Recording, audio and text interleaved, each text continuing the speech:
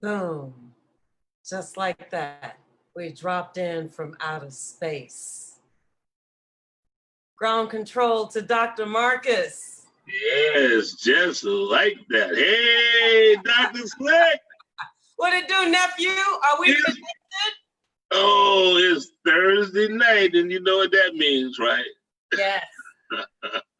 It is time to get your crucial connection on. Oh, and we got another cosmonaut coming in, dropping the cosmonaut. You go flip it, flip it, flip it, flip it. Yay! I pulled a Marcus. I came in on sideways on my phone.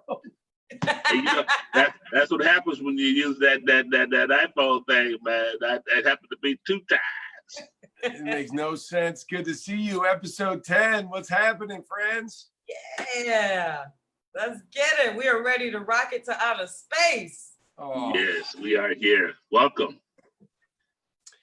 It's been 10 weeks, and you know, let's just take a moment to be grateful for each other's company and everyone that's helped come and help brought their life to our campfire and shared it with the world. And in 30 years from now, we'll go, come here, let me show you what we did when the pandemic and the new civil rights movement took off back in 2020. Yes, and you were there. I am Anthony Moseley, Collaborations Artistic Director. And I'm Dr. Marcus Robinson's Collaborations Executive Director. Nicole Brooks here, also known as Dr. Slick, she, her, they, them. I am Collaborations Associate Artistic Director. And I use he, him pronouns. And every week for the last 10 weeks, we've gathered here at Crucial Connections, our weekly online show to connect with each other, lift each other up, and dismantle oppression and bullshit of all forms. Hey. Now listen, if this is your first time joining us, we want to break down how we do it. So we have Zoom guests here and they can join us live in conference. Hello to everybody that's here. And you can also share your thoughts by asking your questions below in the chat, but you can also sign up for a ticket in advance while others can live stream on Facebook, YouTube Live, and Twitch. And you can go back and catch our first 9 shows and all of the individual segments on our YouTube page. And while you're there, won't you just go ahead and subscribe as well? The programming on our Together network is made possible by the support of our sponsors, AV Chicago, the Mark and Jeannie Malnati Family Foundation, the Joseph and Bessie Feinberg Foundation, and people like you who can make an online one-time donation at collaboraction.org or sign up to be a monthly contributor. Yeah, that's right. We've launched a matching gift challenge called Transcendence, and it's designed to raise a total of $100,000 to ensure that Collaboration survives this pandemic by creating this platform and others. The Feinberg Foundation and the Malnati Family Foundation have agreed to match our first 50,000 raised. And so far, we've raised a whopping $25,584, which is 51% of our goal. Please contribute what you can. Any amount is worth it. None's too small, and certainly none is too large. That's we're right. More than halfway there. We're over the peak. It's all downhill from here. So we need all of you artist warriors, okay? Your donation also supports our youth writing workshop called the Prodigies Workshop. Shout out to all the prodigies out there. And we also have a program that's called Becoming a White Ally / Co-Conspirator. And there's a workshop every Friday at noon. We've just got a whole lot going on, right?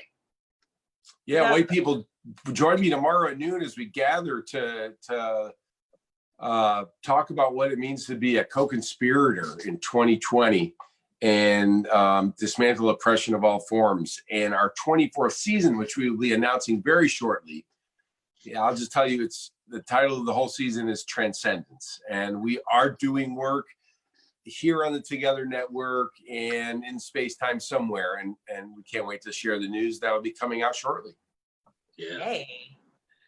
So let's get to it. On this week's show, we will be getting into the new age of activism. And we have three very, very, very emphasis on very special humans. They are Chicago artists and activists. And well, we're gonna open our live show by a performance by none other than Chicago treasure, Loretta Firekeeper Hawkins. And Loretta will be reading her poem, I Can't Breathe. And then we're gonna get into some interviews with theater director and activist Tatyana Chante, they, them. And we're gonna get into it with protest organizer and comedian Max Thomas in Act 2. So this is a thick sandwich, okay? Let's get it popping. Yeah, let's do it. Let's make it do what it do. So it's my pleasure to introduce Loretta Firekeeper Hawkins to open up tonight's program with a poem. Now, Loretta is a profoundly gifted teacher, playwright, poet, spoken word performer, and most dear to my heart, my friend. The work she's created, the tremendous work she's created with collaboration over the past 3 years has been nothing less than phenomenal. She's shared her gift of wisdom, light, love, and deep caring for us all. So please welcome my friend, Loretta Firekeeper Hawkins.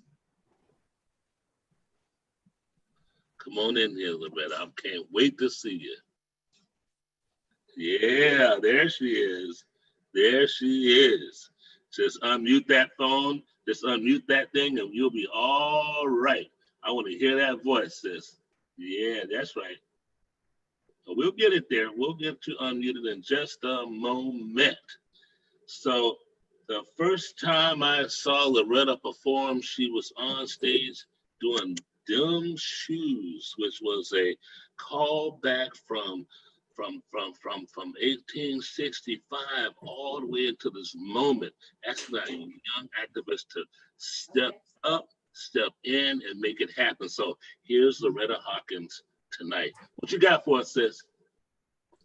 I'm going to read a poem entitled I Can't Breathe.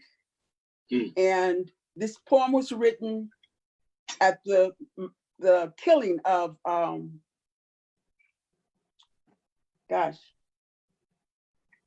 sorry. Was it George Floyd or? The young man killed in New York. Oh, Eric Garner. Eric Gardner. Okay, I'm sorry. It's all right. That it's all right. Take your time. All right. So I'm going to read this poem. It was written then, and it had a great impact on me. And I felt the same way that many people are feeling about the current I Can't Breathe victim, but this was the first one that affected me so profoundly. And so I will read it. Thank you. I can't breathe. When I am shopping in a store and you follow me, assuming that because I am Black, I am a thief, I can't breathe. When I'm walking home from the store at night, unarmed, talking to my friend on the phone about a basketball game, and you follow me, shoot me in my heart, killing me, then say you were afraid, I can't breathe. When I'm driving home from work at night, stop for a red light and you approach me, shoot me 27 times, then charge me for attempted murder, I can't breathe. When I'm running away from you, unarmed, because you've already shot me twice, but you continue to follow me and shoot me until I am dead, then say you were afraid, I can't breathe. When I'm playing music loudly on my car radio, and you shoot me and continue to shoot as I attempt to get away from you. Then say you were afraid. I can't breathe.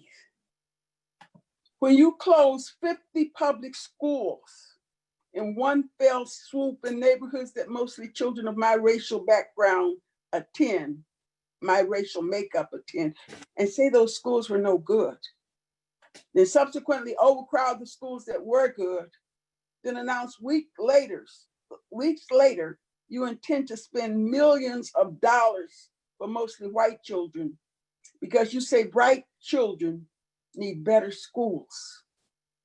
I can't breathe. When I knock on your door in the middle of the night to ask for help because I've had an automobile accident, and you open your door and shoot me in the face, then say you were afraid, I can't breathe. When you refuse to clean or repair streets and viaducts, or paint lampposts, fire hydrants, or remove graffiti in my neighborhood, in spite of taxes that are imposed upon me for such services, I can't breathe. When you break into my home in the middle of the night, and without warning or questions, shoot me 8 times, killing me as I am lying in bed, and say, sorry, wrong house. I can't breathe. When I am 12 years old and playing cops and robbers in the park with a toy gun, and you drive up and within 2 seconds, no questions asked, kill me, I can't breathe. When you refuse to hire me for a job for which I am without question qualified because I'm Black, I can't breathe. When you violently place your arm around my neck, sling me to the ground, then apply pressure to cut my air from my windpipe, while 4 policemen hold me down, crush my skull into the concrete until I can't breathe, then I can only die because I can't breathe. I can't breathe. I can't breathe. I can't breathe. I can't breathe. I can't breathe. I can't breathe. I can't breathe. I can't breathe. I can't breathe. I can't breathe. I can't.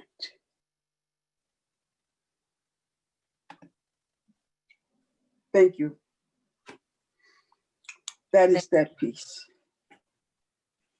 That's And fire. I said I can't breathe 11 times because that is what Eric Gardner said. 11 times he said, and that is a very long time for someone to say I can't breathe, and the other human listening does not respond to that. It is profound. So that's why I wrote that poem for Eric Gardner. It's a powerful piece. May Eric Garner and Erica Garner rest in power. And we're sending love energy to Ramsey Orta. He is the young man that filmed what happened to Eric Garner, and he was imprisoned for it. And he will be released in July of this year. So we will make sure as a community, we rally around this young brother and all of you other warriors out there. So just wanted to say thank you for honoring the Garner family. Loretta, thank you for Yes. sharing that. You know, I got to meet your daughter, Dion, who is just a West Side theater legend out there at Austin Town Hall. She and I hit it off immediately. We actually made pieces separately that were almost the same.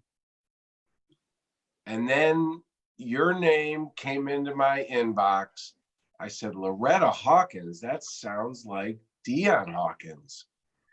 And you submitted your work to us, and you came up to our 3rd floor studio in the Flatiron, and you gave me your books and your CDs, which I still have. And you sat down and you asked me if I knew about the Black Codes. And I said, I did not know about the Black codes. And I had no idea I was in the presence of a master teacher. I thought it was just a master artist. And you taught me about the Black codes. And last week on my being a white ally co-conspirator, I passed on what you taught to me to 50 white people that have been gathering weekly to try to unlearn white supremacy. And I fear that people are going to get complacent again, and they're going to go back to their racist, white supremacist ways. And what can you put in me one more time that I can bring to the people to remind us all about our humanity? And if you give me something, I'll bring it to 50 to 100 people. What can you share with me at this moment in our history, Loretta?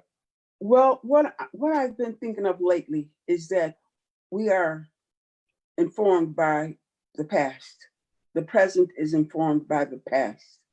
And I think back to what has happened thus far as civil rights are concerned. And my mind goes to Bloody Sunday and what happened when civil rights marchers attempted to cross the Edmund Pettus Bridge and wanted to march from Selma to Montgomery to protest violation of voting rights in the United States. And this was led by Lewis and Hosea Williams, but they were stopped and they were beaten. They were tear gassed. They were beaten very badly. This happened in 1965. So Dr. King stepped in 2 days later and they attempted again. And it started with approximately 300 people. And Bloody Sunday, of course, started with 600 people, I'm sorry. And because they were beaten, Dr. King attempted again.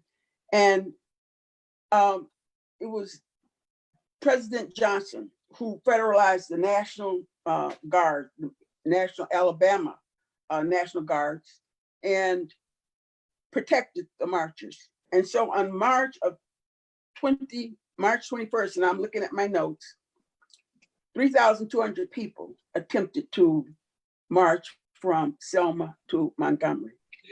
Yeah. By the time they reached Montgomery, there were 25,000 marchers. And what happened then was phenomenal because people came from all over the world to participate in that march.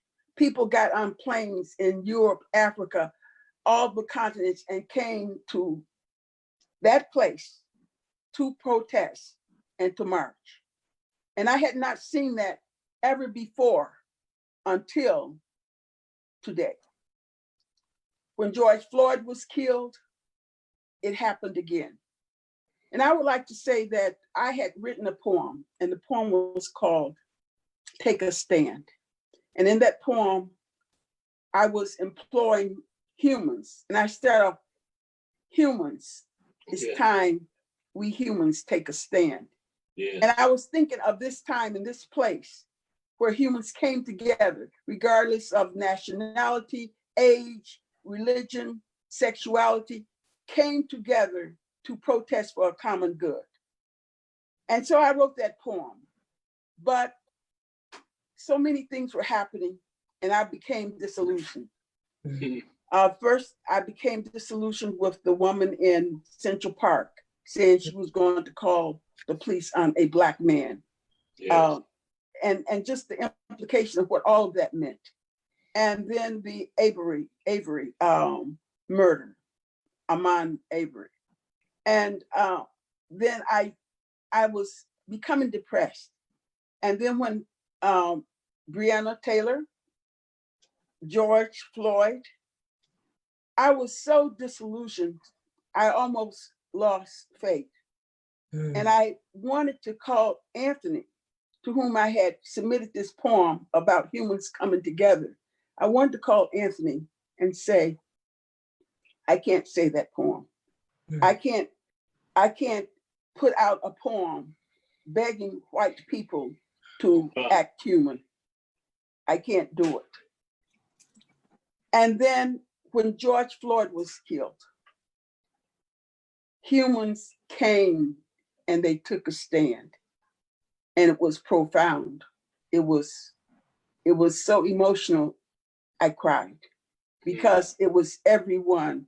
Again, it was a 25,000 marching from Selma to Montgomery, but on a massive scale. So I became undisillusioned again, and realized that yes, you know, humans, I feel, and I have always felt, that there's more good humans than there are bad. And the ones that are bad are just disillusioned or lost or uninformed. And I believe that truly. I believe that if anybody, a race is heard of, understood what happened with the Black codes, Yes. and how our wealth as a people were stolen from us, Yes. how laws were written that were written to deliberately keep us educationally ignorant, politically disenfranchised, socially unequal. If anyone read those laws, Yes. where you would say the first law that all Black people ages 18 to 80 had to pay $1 tax a year for being Black. Huh. And this was 1 year after slavery. Oh. And they did not have $1. Right. And so mass incarceration began. We Yes. were There you arrested by the tens, by the thousands, by the millions. Yes, talk That about is it. when mass incarceration began in this country. Yes. So I am so happy that everybody, and when I say white people, I'm not giving them more credit than I'm giving Black people who have been struggling. But Right. I feel that if you have a person who is down on the ground and you have 5 people kicking them, you cannot employ the person on the ground to solve the problem of not being kicked. Yes. It can only be solved by the people who are doing the kicking. Tell them. And so when white people stepped in and began protesting, not only here in Chicago, not only in Illinois, not only in the United States, all over the world, then I was gratified that humans have taken a stand. Yes. They have taken a stand. Yes. And it made me cry. Yes. It is beautifully profound what is happening. Yes. We And yeah. you think how things happen. That could not have happened without us being in a pandemic when people were not working. It could not have happened at any other time because people had to go to work. With these marches out there every night, every day, many of them do not have jobs or they're on furlough or whatever the case might be. But the events that are happening now are just amazing. We are living in extraordinary times, and you wonder, I wake up every day wondering, what is going to happen now? Well, hopefully someone will have seen this broadcast or streaming, hear your words, and be inspired to go just as hard as you are. Thank you for your enormous talent and spirit and teaching us. Thank you for that beautiful, beautiful piece, Firekeeper. Yeah. Thank you very much. Oh my, Thank you. Oh my goodness. oh my sister. Wow. Were we blessed or what? Yes. And listen, Chairman Fred Hampton said it. Nothing is more important than stopping fascism because fascism will stop us all. And speaking of anti-fascists, I'm going to move on to introducing our first guest. Well, obviously Firekeeper, it was a guest. Yeah. And we will see Firekeeper again, but now I want to move on to Tatiana Shantae. Oh my goodness, how do I describe this human? My son, I love this person. Tatyana is an actor, a director, and a social justice warrior. I had the great pleasure of meeting this human in 2018. You can correct me if I'm wrong. At No, Rose that was it, fall of 2018. 2018. And believe me, I believe in love at first sight, okay? Because the minute I saw them, I was like, oh, that's right there. We're gonna connect, and I know that I can lock arms with this person. So everybody, please give it up for Tatiana Shantae. Welcome to Hey. Connections. We're so happy to have you. Thank you all for having me. Y'all know I love collaboration and all the stuff you do, so I'm happy to do whatever for you all. We've been very lucky to have you as a director at Collaboration, and you're going to do so much more. But right now, we want to just talk about what's going on right now. I have so many questions, so I'm going to have to work hard not to hog the time. I love this person so much. But so let's get into it. So you are an activist and you're also an artist. So one of my questions that I'd like to ask you is, how do you find the balance between your art and your activism, especially being an actor?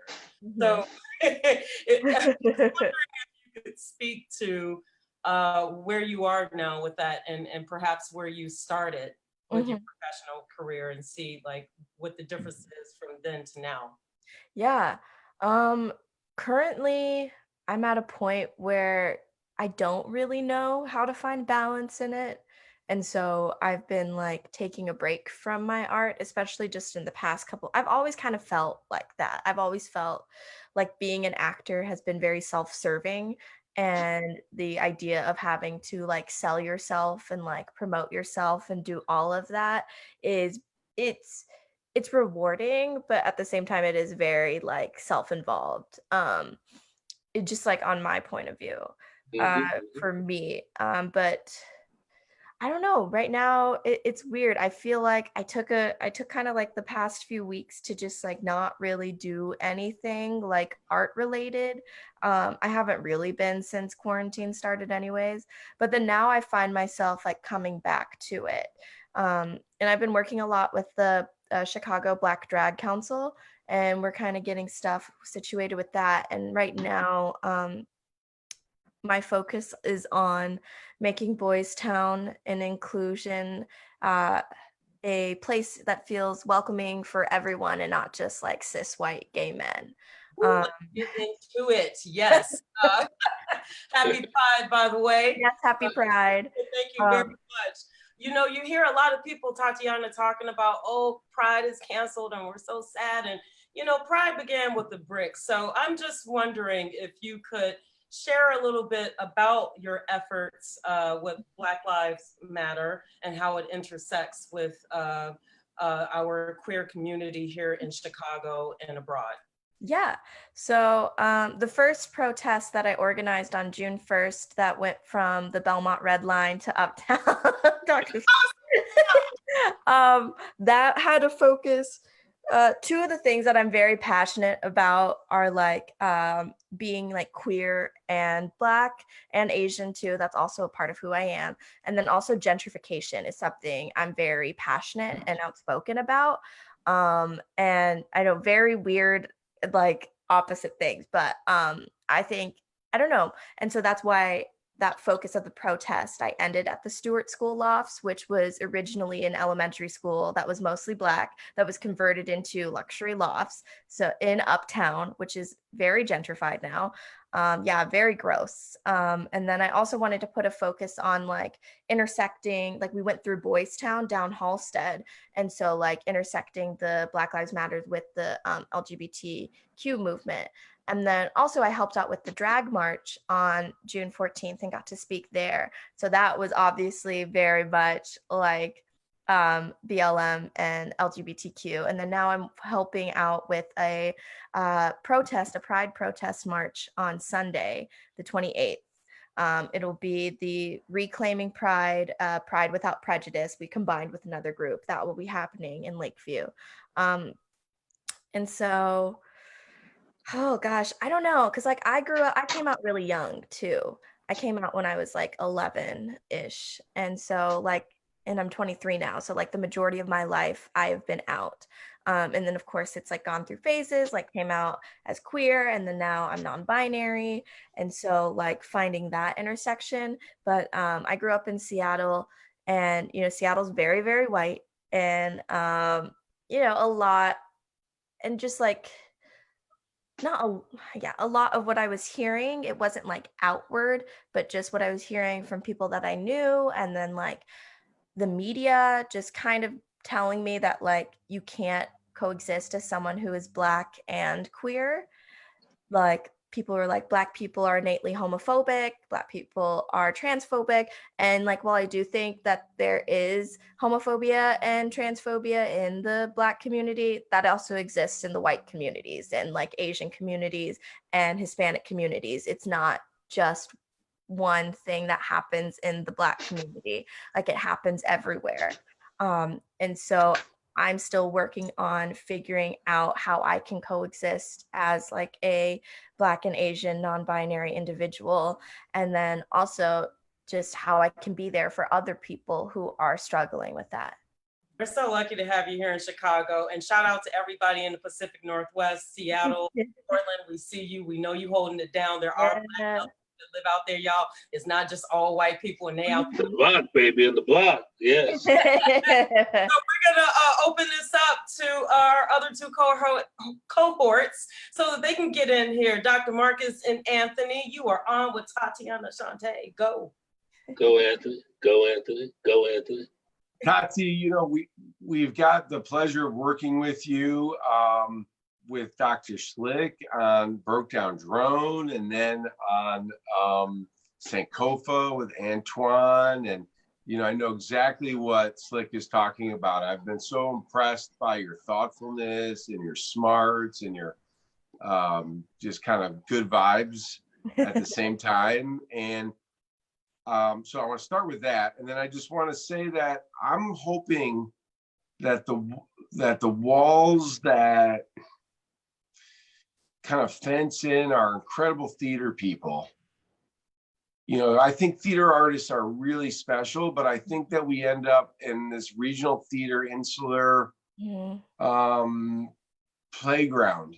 And when I think about you, and I think about my wife Sandra and my own journey, I long to see people with great theater skills getting out of the regional theater model and the nonprofit industrial complex and using those skills to organize and write narratives collaboratively with regular folks, and I see you starting to do that, and I can't wait to watch what happens.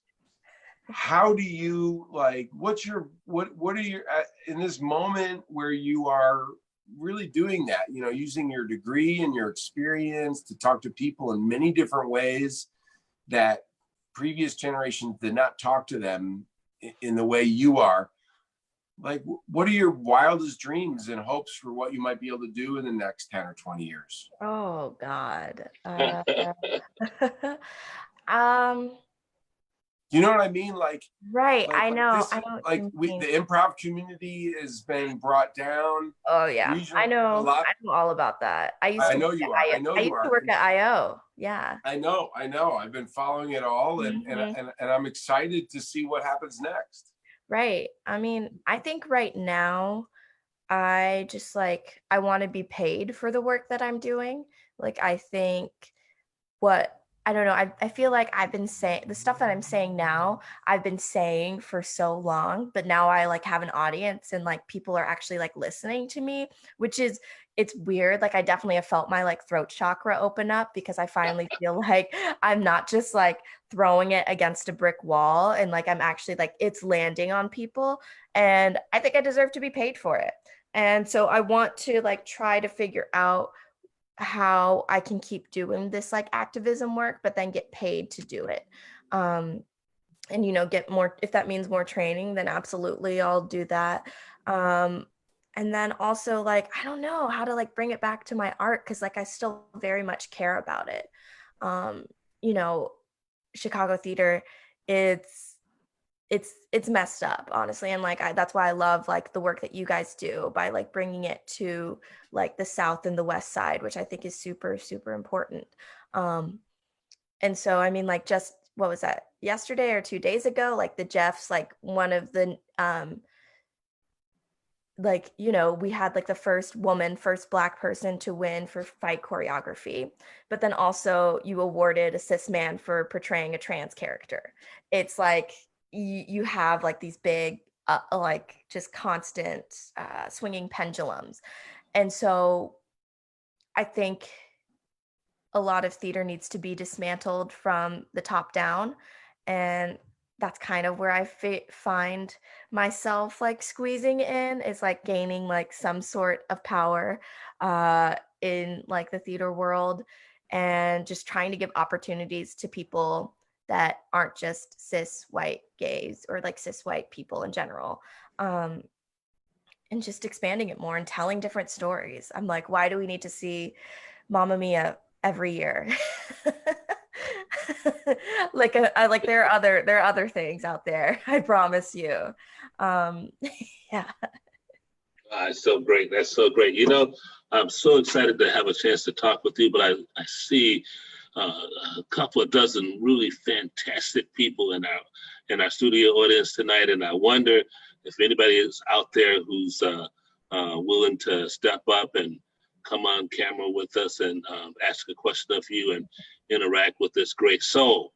And until they arrive, I've just asked you to think about what you could say to young, brown, Black, queer people who, you know, they, them, but don't know they, them kind of thing, and really need the opportunity the invitation really to step up and step out. Is there anything you can say to encourage them tonight? I mean, a lot. Yeah. Just like the typical stuff, be yourself. I think it's important that you realize that you don't owe anyone anything. You Yeah. don't need to tell people what your sexual orientation is, or even like if you're still figuring out like your gender, you don't need to tell people what it is. Don't be afraid to correct people on your pronouns, or your name in general. And there's not one way to be gay. There's not one way to be non-binary. Uh, However you feel comfortable, you're doing it right. Yeah. Which I think is really important. I think in like the media, we see a lot of like, you know, non-binary portrayal is very androgynous. You don't have to look like that if you don't want Yeah. to. If you want to, that's awesome. But like, no one's forcing you to do that. You can look like and act however you want, and it's valid. Yeah, thank you for that. I asked that question because in my world, one of my favorite people of all times, an uncle I had who struggled with, you know, with his identity and how to really be in the world, particularly around family and others. And I was one of his few people that really knew him as he truly was, and he didn't make it, Mhm. you know. So I honor your bravery, your leadership, and just being so beautifully brilliant and alive in the world, telling and leading. So Thank you. that's all I have tonight for it. Oh. I wish we could be here for another 10 hours talking with you. Right. So we're on timeline, but Mhm. Oh, wait, we got a question from Martin Kamensky. Can someone read that? Martin is asking, how do the panelists feel that their experiences, how does Tati, how do they feel that their experience as a theater artist informs the activism work that they're engaged in now? And thank you, you are very inspirational. Thank you. Thank you. I mean, I've always felt like I wanted to do more, like going to school. I would read like plays by like Black artists, queer artists, um, just like anyone besides like white men, basically, as much as I could. And, you know, you find that in a lot of new plays. And so I think I would always like try to figure out ways to amplify those kinds of voices. In my senior year of college, I organized this show called Color Me, which was all of like, not all, but like a good chunk of the POC students at CCPA in the Theater Conservatory. We did a show, which was really awesome. That's Roosevelt Yeah, University. Roosevelt. Yeah, at Roosevelt, which was Social Justice University. yeah, Social Justice University. And so we did that, and then I think too, just like being an actor, like learning how to talk has been very helpful.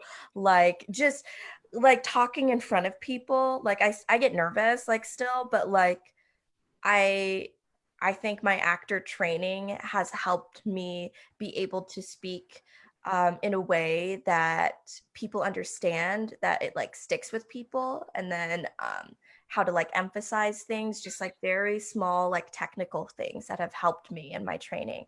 And then also just doing a lot. Like I went to a conservatory, and so it was just long hours and a lot of just mental drainage, and just how to like keep going through that, and then how to take care of yourself on top of that. So I think that was also very helpful and has helped me propel and keep the drive going for sure. Tati, you're just one of the best we got. I am so grateful to the gods and gremlins that they put us together. I love you, Slick. I love you too. And really, I want to encourage everyone out there to follow Tati on social media, because you will see how busy they are. And you might not want to mess with this one, okay? Let me tell you, this one knows stage directions and they know how to organize. And what I want to say to you before we let you go, Tati, is that your work in activism will forever be intertwined. So don't ever think that you're putting one to the side. You in it now, all right? You feel me? I feel you. I feel you. Am I right? Yeah. You're right. You're right. You're right. Tatiana Chante, where can we find you on Twitter and Facebook and all the socials? You can find me on Twitter and Instagram at they them Tati. Tati is spelled Taty, and then Tatyana Chante, Tatyana on Facebook. And hit us with that Cash App or Venmo go. My Venmo at Tati-Sampson, and then my Cash App is the money sign Tatyana Sampson. Sampson is spelled Sampson. Yes. Our heroes, there you go. Tati, thank you, Coach. We love you. We look forward to seeing what you're doing. Thank you so much for being I love you all. Bye. I love you. Yes. My sons. All my sons are dope. Yeah. Wow. I saw that. And our next guest is Max Thomas. Look at that photo. One of the funniest, charming, smartest weirdos. I mean, this guy walked right out of the comic strip into the Zoom. He's got a heart of gold, and he's also an activist, and he's a producer. He's pushing it. He's Max Thomas. He's funny as H and serious as P. Let's bring him on. There you go. Yo. What's up, y'all? There you go. Max. How y'all feeling? Hey, better now. There he is. Hey, man. Hey, what's up? What's up? Thank Hey, y'all so we're much for having me. connected. You know, there's a Dr. Slick through line to the show tonight with Tati and Max. Yes. You know, we're in the Slick family tree. Slick zone. How are you, Max? What's happening? Where are you at? I'm good. I'm up in Edgewater right now. I'm at my partner's house. After this, I'm gonna be joining a protest right after I get off of here. Don't waste no time now. Don't waste no time now. Yeah, I know. Come on. I'm good. I've been raising a lot of money for the Far South Side Mutual Aid. I've been delivering groceries on a weekly basis to just various families, people who either submit a request or also to like seniors through a lot of senior citizen homes. And it's been really great. It's been really, really great. But it's also showing me something I already knew, but I think further opening my eyes in terms of how much, like how much does it cost for each person to really be able to eat, be able to have the necessities that they need, the supplies they need on a weekly basis. So I've been raising money. Actually, I have a Venmo open right now, pass_the_plate. And Pass the Plate is a Venmo account that I set up where it's basically just raising money for Far Southside Mutual Aid, Asada's Daughters, and also Brave Space Alliance. Oh. Yes. Awesome. So, and I also have 2 donation drop-off locations. Just hit me up, searching for Max on IG or Max Thomas at Facebook. One is at the Tonic Room on Halsted, and the other one is at the Auxiliary Arts Center at 3012 West Belmont. So, yeah, both of those locations are drop-off locations for donations, taking it, PPE, diapers, everything, tampons, pads, food, everything, all the necessities. So, yes. Beautiful. Awesome. You're taking all that comedy energy and making it into real change for people. That's amazing. That's right. That's right. Within 2 days now, since Juneteenth, me and my spoken word improv team Preach, and then also our sister team Bosses and Bonnets, we have raised up to now we're close to $10,000 just since Juneteenth. Wow. Off of independently just dropping sketches, just literally off of joy, sending out sketches to people. I mean, putting them up on our social media and spreading joy through that and asking people, hey, can you donate, $1 or $2? Because this is going to groceries for people in areas that, we're already living in a food desert, just like myself. But because I'm out on 87, we're living in a food desert. But now it's like there's really nothing in my community right now. Everything is boarded up. So we got to make sure that at this time, I love the fact that as Black people that we are helping each other out. There's a lot, like at Burke Elementary, every Monday on 53rd and King Drive, there's a grab and go site. Tell them So about right it. there, that's a free store every Monday. Pass the plate. Yes. So in 20 years from now, when you look back at the spring and early summer of 2020, what resonate with you about your experience right now and where we're at as a people? What will resonate with me? I haven't seen it happen completely, but I feel like in this time, it's a unifying force that I did not see when Laquan McDonald was killed. I did not see when Trayvon Martin was killed. I didn't see when Tamir Rice was killed, when Rakia Board or Sandra Bland was killed. This is a different energy. I mean, like you could drive through Evanston right now and you see people, they're multi-million-dollar homes, and in their front window is a sheet that says Black Lives Matter, or is cardboard signs that say Black Lives Matter or Black trans lives matter. And it's that's something that I'm hoping that 20 years down the line that we are fully unified. We are fully pushing back, just like now with a lot of people being unemployed. If you're on unemployment, you're now seeing, you're like, damn, I'm getting paid more money than I was when I was employed. So what does that do in terms of unifying with your other co-workers that might be working in the restaurant industry with you? And then you now, are now saying, now I see what I could be possibly getting paid. Let me demand for more. Let me unify in different ways. You're seeing within the improv community, people are like, I'm not about to take these racist institutions anymore and keep coming and cracking jokes in here for free. And you all, calling me a nigga and shutting the door at the same time.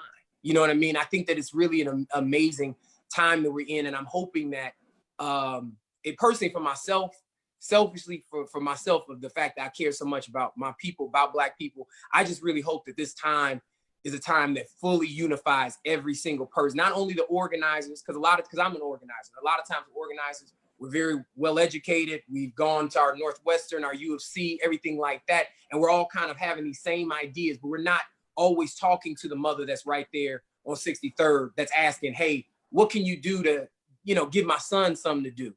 after he gets off from school or during the day, or just the necessities that is needed on a daily basis. Because in a lot of ways, you know, when I have these conversations with people in the community, they're not talking about defunding the police. They're like, damn, I need the police when, you know, somebody comes and shoots my nephew while he's standing on his front porch. Talk, tell the truth. There it is right there. Say some more. You know, so it's such a, like, because I am a person that in one way, I do believe I'm totally about defunding police, but I'm also about where can we reallocate those funds into the community? Where can everybody in the South and West Side areas have internet access, have laptops in their home? How can you take that and then put actual music? I remember in elementary school having a music program that came to my school for literally 6 months. I got a cornet out of it. And I kept playing that cornet in the high school, but I remember the program left. After 6 months, the program just disappeared. So that's the kind of things that I would want. I would want us to defund the police and then turn them into, you know, actually people who are a part of our community and actually wanting to, you know, make real change in terms of actually being there, being like mental health specialists, being having trauma training. But at the same time, that's going to be a different way of the way that you're employing these people. You're no longer going to be, you're going to be employing people from the block. You're going to be employing people, hopefully from the community, and not police officers that just came from doing, you know, multiple tours of duty in Iraq that want to come and, you know, and are trigger happy, or even police that are living, you know, that come from areas like Bolingbrook and shit. And then they come to the South and West Side areas and they don't know anything about us. They don't know anything about our community, but what they're hell bent on is extermination. I even saw that today, read about in North Carolina, two officers just got fired. You all read about that. That's, you know, but that's something where I go outside every day. Every time I see a cop, I feel like they're having those conversations about how can I get rid of these people? How can I contain them? How can I control them? You know, kind of like Bigger Thomas, like beginning of Native Son, that same exact rat analogy, same thing. Max, how can we keep this vibration going? How can we keep this vibration going? I believe in a huge way, continuing to talk to each other, continuing to build on a human, just like Ms. Hawkins said earlier, on a human level. I think that's the thing that's always disturbing to me, is that, like, even like during this time, I'm experiencing white folks that I might have gone to school with or I worked with, and then they're hitting me up, hey Max, what would you do if your employer is racist or whatever and stuff like that? I'm not here to be your Morgan Freeman. I'm not here to save you. You know what I'm saying? You need to be having those conversations with your grandfather, your uncle that says the 50th nigger joke at Thanksgiving. Say to yourself, I'm not gonna go have dinner with those people. I'm gonna separate myself from those people, and I'm gonna tell them why. Because the fact that you obviously do not care or do not believe that Black lives actually matter. So I'm going to distance myself from you. I'm going to push myself to say, if my close friend is racist, even if I've known him since he was 3 years old, I'm gonna make sure that I either help change the way he's thinking, change the way that he or she or they are moving day to day, or I'm gonna totally separate myself and remove myself and continue doing my learning. You know what I mean? I think that during this time there needs to be more of, it's such a difficult thing. It's such a difficult thing because at the same time, I'm not like, I'm not asking white people from, up north or something to take a bus to the South or West Side and drive around and look at Black people and observe them as if they're on a safari. No, but what I was asking is like, have real conversations with people, understand what is going on in our communities. If you are a human being, you're bleeding, you're living, you're breathing just like me. If you're seeing that the police are killing people out here, killing Black people out here, you should be empathetic towards that. And if you're not, you need to check yourself and do your own process or whatever. But I know for myself, I don't have the time, nor do any Black people have the time to reach out that hand and say, hey, I'm about to walk with you and hold your hand through this process. So I just want to lift up one thing you said, because I think you articulated something new and brilliant in resonance with the moment of the dual pandemic. You just spoke a new level of social distancing around the virus we call racism. That if you're around people who are infected with that, you've got to manage that that exposure. So because it'll get in you and do to you unconsciously, they say, that implicitly bias you in ways that if you don't socially distance yourself from that, even when it's family. And even when it's family. And why that resonates with me, because I spent the last 4 days with the matriarch and patriarch of my family. They're old and they got their comorbidities and whatnot. And even in the house, you stay in your room, I stay in mine, you wear your mask, I wear mine. That's how we gonna make it through this next few days together, honey child. Yeah. I love you. They gonna leave you on the street living in no hotel when you in town with me. But we all got are prey to that insidious in white culture, that insidious meme of racism, that if you don't manage it and social distance from it, and you don't protect yourself from it, you'll breathe it in and get it. Absolutely. And act on it implicitly. So I just wanted to lift that up because I thought I heard you say that, and it was brilliant, brother. Thank you. MT. And not only can we not be, it's the complicity, right? There's no, this is not the time to just go along with the way things are. And in Chicago, maybe more than anywhere else, we know the impact of white supremacy. Yeah. I wrote this. I just want to put this out here. I don't mean to insert myself into this dialogue, but it's really important, I think, for people to hear, given what Max laid out for us. Racism is a dangerous meme of white supremacy. Its viciousness is at the individual level has few boundaries. Its insidious infection in American white culture is complete with very little herd immunity. We are all either infected by it or at risk of serious harm from its effects, white and Black. So the social distancing thing that you just talked about, and what Anthony just talked about acknowledging complicity and stepping apart from that. So I am white, but I am not of white supremacy. There is a difference, right?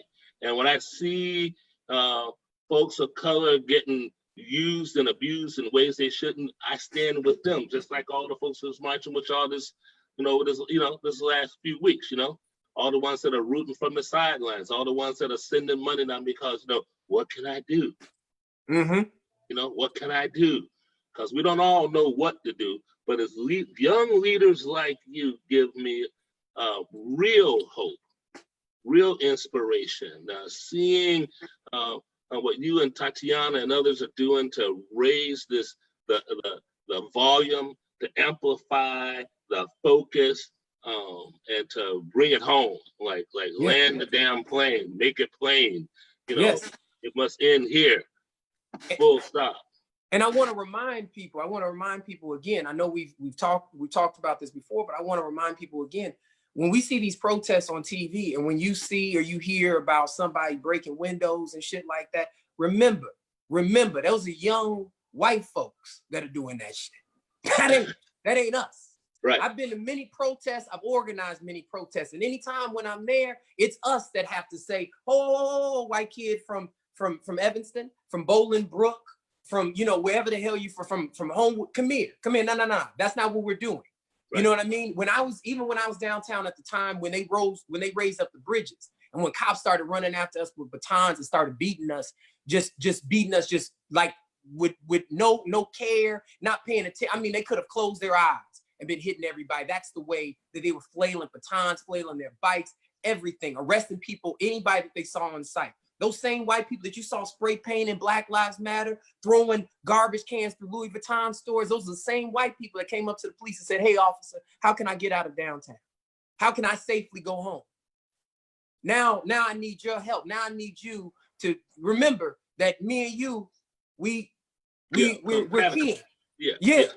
And it's disgusting. And that's the reason why, like, I hate when I've seen people, you know, post stuff where they've been like, look at this, look what these Black Lives Matter people did, protesters did to this restaurant, did to this, did to that.